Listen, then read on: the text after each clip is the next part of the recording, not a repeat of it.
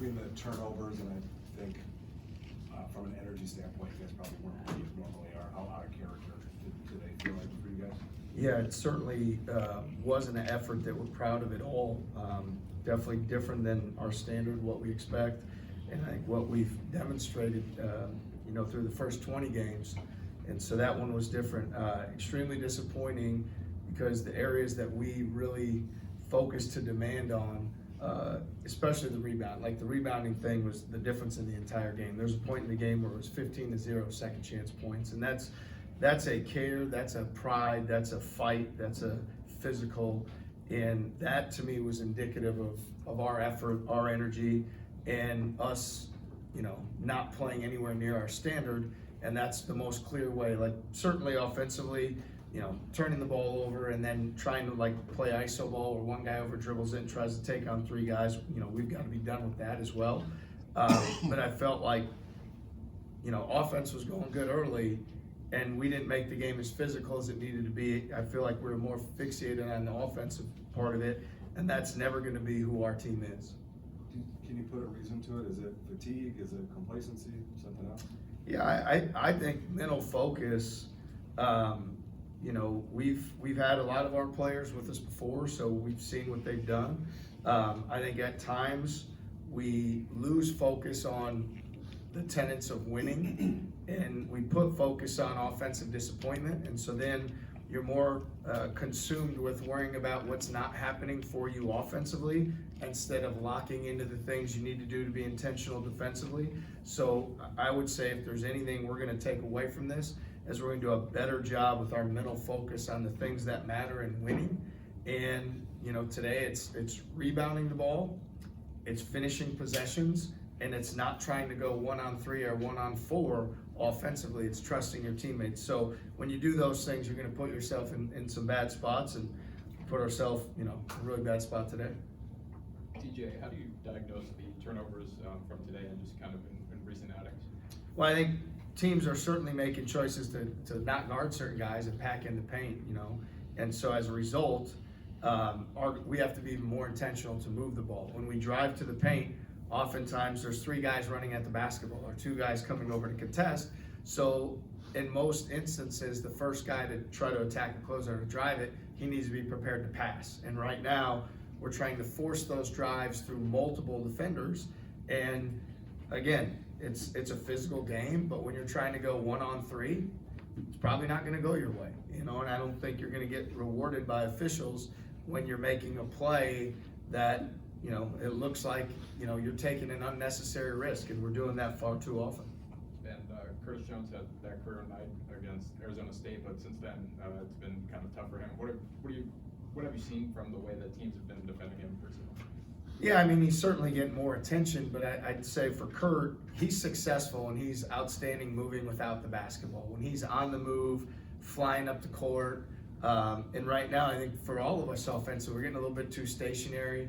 We're getting too fixated on that middle pick and roll and over dribbling it, and that's something we've got to get away from. I think for Kurt to be at his best, he's got to be really hard to find and locate. He's got to be someone who's constantly in motion, constantly on the move, never resting, never stopping, and right now that's not happening. So we've got to do a better job giving him solutions, and he has to do a great job of embracing those solutions and playing the way that we know he can play.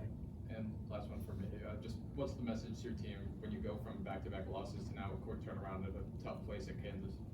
Yeah, we take a lot of pride in our process and how we do things every single day. Certainly, this was an unacceptable effort, and to me, you've got to understand why that happened.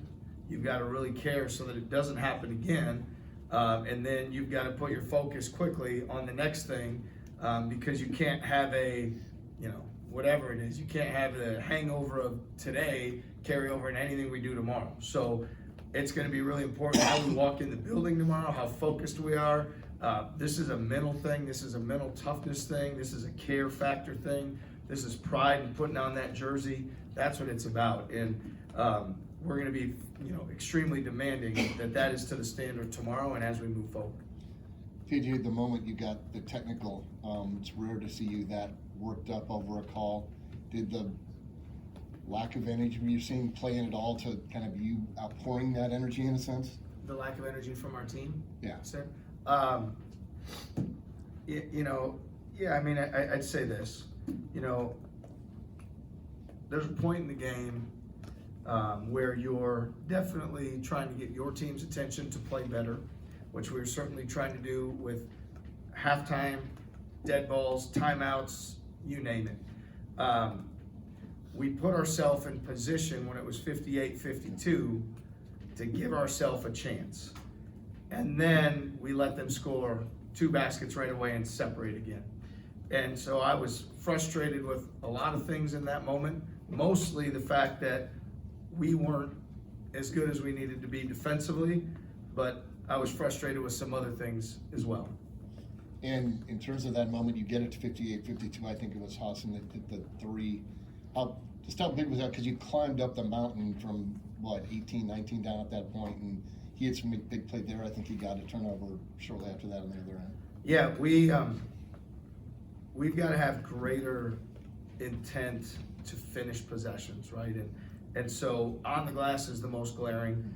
But a lot of times late in the clock, they were able to drive it in space and make a play. They made a lot of big shots at the end of the clock that I feel like there's a difference between I'm contesting to make you miss with every fiber of my being, and then there's I threw a hand up and he just made a tough shot.